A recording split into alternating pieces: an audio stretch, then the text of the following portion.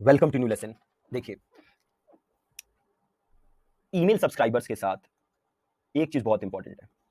देखिए, अगर आप देखेंगे कोई भी एक्टर हो, सेलिब्रिटी हो, उसके साथ सबसे ज्यादा कनेक्ट इंसान कब करता है? जब उसकी पर्सनल नेचर की चीजें बाहर आती हैं। फॉर एग्जाम्पल, एक बार अमिताभ बच्चन को चोट लग गई थी, कूली या कोई मूवी थी उसकी शूटिंग कर रहे थे, उनको चोट लग गई थी।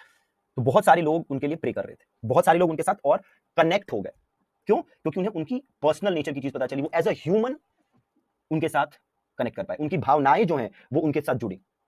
तो हमारा भी यही गोल है कि जो हमारे ईमेल सब्सक्राइबर्स हैं उनके साथ मेरे इमोशंस जुड़े, वो मेरे साथ एज अ पर्सन जुड़े।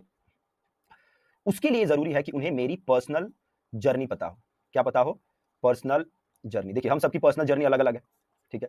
हम सबके अलग अलग चैलेंजेस रहे हैं लाइफ में, हमने अलग अलग प्रॉब्लम्स को फेस करके हम लाइफ में आगे बढ़े हैं, ठीक है। तो हम सब में कुछ ना कुछ यूनिक है जो हम लोगों को बता सकते हैं और उनके साथ अच्छे से कनेक्ट कर सकते हैं। तो ये पर्सनल जर्नी हमें अपने सब्सक्राइबर के साथ शेयर करना जरूरी है।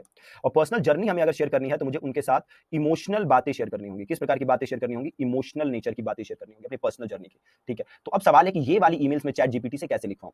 इन ईमेल्स की कुछ खासियत होती है, ये बड़ी इनफॉर्मल होती है, बड़ी इनफॉर्मल होती है। और दूसरी चीज इमोशनल होती है। ऑलराइट, तो एक एग्जांपल लेते हैं। मान लीजिए कि डिजिटल मार्केटिंग की बात करते हैं कि मान लीजिए कि आप डिजिटल मार्केटिंग का कुछ सेल करते हैं और इसी में आप लोगों के साथ इमोशनली कनेक्ट होना चाहते हैं। तो आप अपनी पर्सनल जर्नी शेयर करना चाहते हैं। आप क्या जर्नी शेयर करना चाहते हैं? आप बेसिकली एक मैसेज देना चाहते हैं कि लोगों को कभी भी गिव अप नहीं करना चाहिए। आप क्या जर्नी शेयर करना चाहते हैं? कि भैया गिव अप मत करो। और इसके लिए आप अपना एक लाइफ सिचुएशन बताना चाहते हैं, जहाँ पे आपने आपके इनिशियल 25-30 कैंपेन्स जो थे वो बड़े अनसक्सेसफुल रहे और आप बड़े निराश हो गए थे उससे। और बट आपने गिव अप नहीं किया, आप और चीजें सीखते रहे, आप मेहनत करते रहे एंड फाइनली आपने एक ऐसा कैंपेन बनाया जिससे कि 5x का ROAS आया, ठीक है। और फिर आप उसके बाद कभी पीछे मुड़ के आपने नहीं देखा, ठीक है। तो इस प्रकार का कोई सिनेरियो आप उनको बताना चाहते हैं, है ना। तो अभी चैट जीपीटी से हम इसके बारे में कैसे ईमेल लिखवा सकते हैं वो देखिए।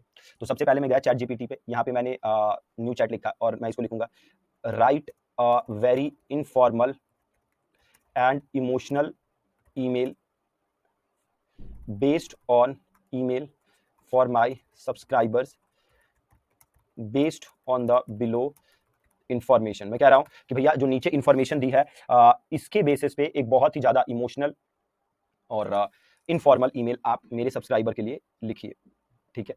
ऐसे मैंने उसको बोला, ठीक है।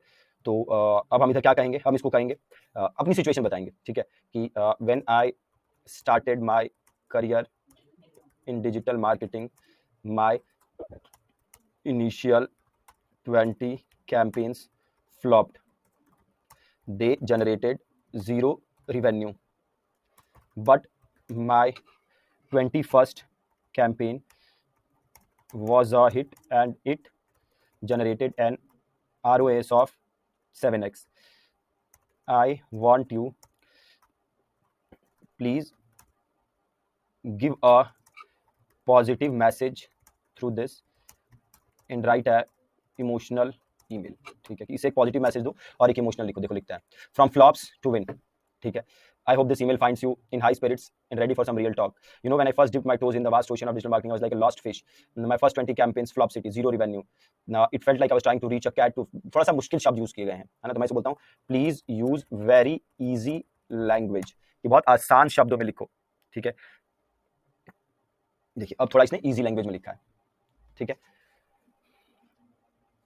तो इस प्रकार से मैं इससे इमोशनल ईमेल्स लिखवा सकता हूं। और एक चीज आपको ध्यान रखना है, अब जैसे अगर आपको अच्छा नहीं लगा तो आप बोल सकते हैं रीजनरेट कर लीजिए, यहां से एक और वेरिएशन आपको लिख के दे देगा, ठीक है। तो हमें ये वाला काम जरूर करना है, इमोशनल ईमेल्स जरूर हमें सब्सक्राइबर्स को भेजने हैं। ये आपके कन्वर्जन के लिए, आपके ग्रोथ के लिए और लॉन्ग रन बिजनेस के लिए बहुत ही ज्यादा इंपॉर्टेंट है। इस चीज का आपको ध्यान रखना है।